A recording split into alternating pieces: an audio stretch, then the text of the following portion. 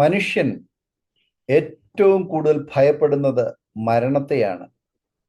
ഇവിടെ അപ്പോസ്തലനായ പൗലോസ് ധൈര്യമായി മരണത്തെ വെല്ലുവിളിക്കുന്നതായി നാം കാണുന്നു. ഹേ മരണമേ, നിന്റെ ജയം എവിടെ? ഹേ മരണമേ, നിന്റെ വിഷമുള്ള എവിടെ? നമ്മുടെ കർത്താവായ യേശു ക്രിസ്തു കാൽവരിയിലെ ക്രൂശിൽ മരിച്ചടക്കപ്പെട്ട് 3-ാം ദിവസം മരിച്ചവരിൽ നിന്ന് ഉയർത്തെഴുന്നേറ്റത് കൊണ്ട് നമുക്ക് മരണം നീങ്ങി ജയം വന്നിരിക്കുന്നു. ഈ ഉറപ്പ് ലഭിച്ചിട്ടുണ്ടെങ്കിലും മരണത്തെ ഭയപ്പെടുന്നവർ അനേകരാണ്. ആംഗലേയ സാഹിത്യത്തിലെ സുപ്രസിദ്ധ കവി തൻ്റെ വിശ്വവിഖ്യാതമായ സ്കൈലാർക്ക് എന്ന കവിതയിൽ ആകാശത്ത് പറന്ന് സുന്ദര സംഗീതം ലോകത്തിന് നൽകുന്ന വാനമ്പാടിയെ പുകഴ്ത്തുന്നു. മനുഷ്യന്റെ സംഗീതം ഞാൻ കേട്ടിട്ടുണ്ട്. അവന്റെ പ്രണയഗീതങ്ങളും യുദ്ധഗീതങ്ങളും ഒന്നും തന്നെ വാനമ്പാടിയുടെ മധുര സംഗീതത്തോട് കിടപിടിക്കുന്നില്ല. കാരണം കിളികൾക്ക് ഒരിക്കലും നാളെയെക്കുറിച്ച് ഭാരമില്ല, ഈ മരണത്തെക്കുറിച്ച് പേടിയുമില്ല. മനുഷ്യന് മരണത്തെ ഭയമാണ് എന്ന് അദ്ദേഹം ആ കവിതയിൽ പറയുന്നു. അതുകൊണ്ട് അവന്റെ ഏറ്റവും നല്ല പാട്ടുകൾ പോലും കണ്ണുനീരിന്റെ കയ്പ് കലർന്നതാണ്. മരണത്തെ പേടിയില്ല എന്ന് വീമ്പ് പറയുന്നവർ പോലും അതിനെ മുഖാമുഖം കാണുമ്പോൾ ഭയന്ന് ഓടുന്നവരാണ്. D.L. മൂഡി എന്ന സുവിശേഷകൻ യേശു ക്രിസ്തുവിനെ സ്വീകരിക്കുന്നതിന് മുൻപ് മരണമെന്ന വാക്ക് കേട്ടാൽ പോലും ഭയപ്പെടുമായിരുന്നു. എന്നാൽ ഒരുവൻ ക്രിസ്തുവിലായി കഴിഞ്ഞാൽ മരണത്തെ ഭയപ്പെടുന്നില്ല എന്നതാണ് സത്യം. D.L. മൂഡി ക്രിസ്തുവിൽ വിശ്വസിച്ചതിന് ശേഷം അദ്ദേഹത്തിന്റെ മരണ ദിവസമായപ്പോൾ അദ്ദേഹം ഉറക്കെ പറഞ്ഞു, ഇത് എൻ്റെ വിജയമാണ്, ഇന്ന് എൻ്റെ കിരീടധാരണ ദിവസമാണ്.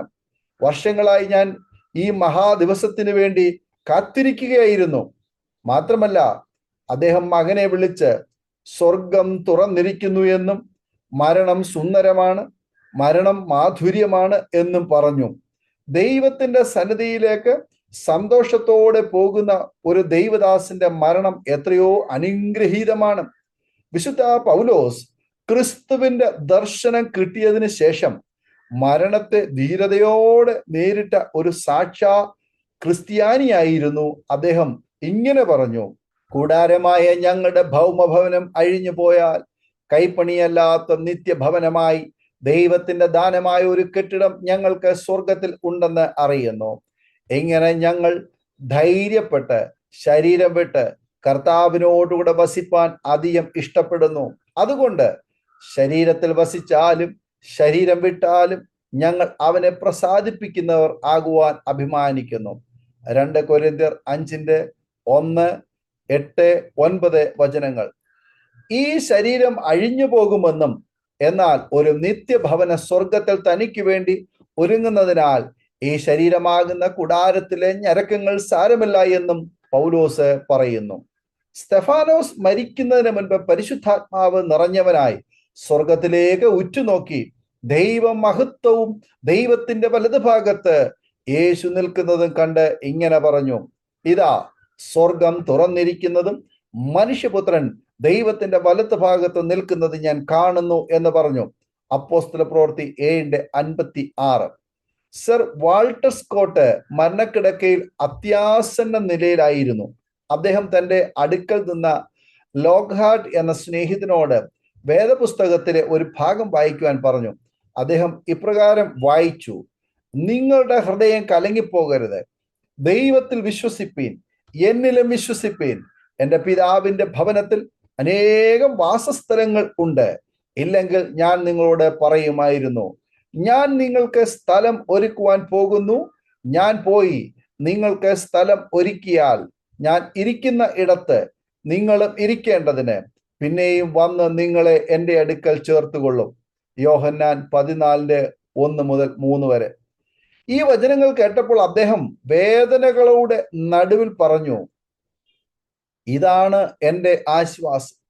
യേശുവിന്റെ മരണത്തിന് മുൻപ് ജീവൻ ഭയപ്പെട്ട് ചിതറി ഓടി ഒളിച്ച ശിഷ്യന്മാരെല്ലാവരും പരിശുദ്ധാത്മാവിന്റെ ശക്തി പ്രാപിച്ചപ്പോൾ ഏത് കൊട്ടാരത്തിലേക്കും ഭയമില്ലാതെ ധൈര്യത്തോടെ കയറി ചെന്ന് യേശുവിനെ സാക്ഷീകരിച്ചു.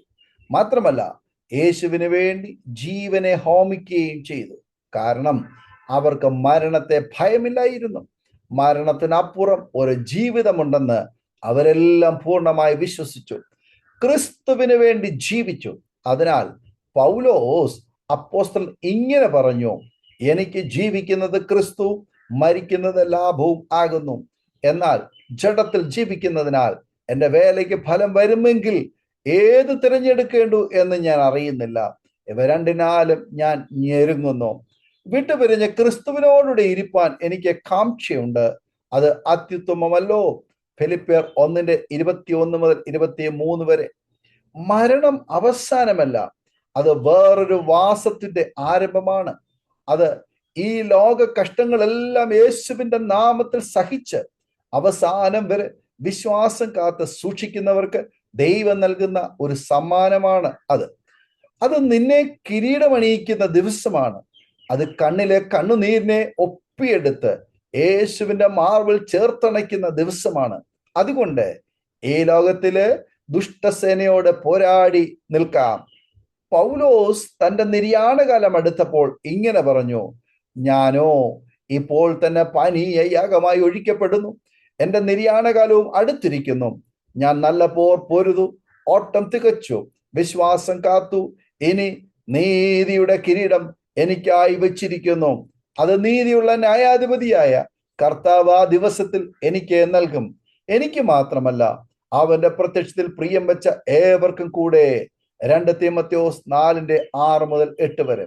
ഈ പ്രത്യാശയോടെ ജീവിക്കുവാൻ ദൈവം നമുക്കെല്ലാവർക്കും കൃപ ചൊരിയുമാറാകട്ടെ. ആമേൻ. ഓർമ്മയുടെ മനോരഥത്തിൽ മായാത്ത ഓർമ്മയ്ക്കായി അരോമ മാട്രിമോണിയിൽ നിന്നും ജീവിത പങ്കാളിയെ കണ്ടെത്തൂ. നിങ്ങൾ ഒരു ക്രിസ്തീയ ജീവിത പങ്കാളിയെ അന്വേഷിക്കുകയാണോ? അതോ മക്കൾക്ക് അനുയോജ്യമായ ഒരു തക്ക തുണയ്ക്ക് വേണ്ടി പ്രാർത്ഥിക്കുന്ന വ്യക്തിയാണോ? എങ്കിൽ അരോമ മാട്രിമോണി നിങ്ങൾക്ക് വേണ്ടിയാണ്. ഇന്നു തന്നെ സൗജന്യമായി രജിസ്റ്റർ ചെയ്യൂ. അരോമ മാട്രിമോണിയുടെ പ്രത്യേകതകൾ: രജിസ്ട്രേഷൻ തികച്ചും സൗജന്യം. ലോകത്തെവിടെയുമുള്ള അനുയോജ്യമായ ക്രിസ്തീയ ജീവിത പങ്കാളിയെ തിരഞ്ഞെടുക്കാം. വിവാഹം നടക്കുന്നതുവരെ സർവീസ് ലഭിക്കുന്നു. ഏറ്റവും ചെറിയ പാക്കേജുകളും തിരഞ്ഞെടുക്കാം. അരോമ മാട്രിമോണി നിങ്ങൾക്കായി ഒരുക്കുന്നു വിവാഹം പരമാനന്ദം. Email aroma matrimony2020@gmail.com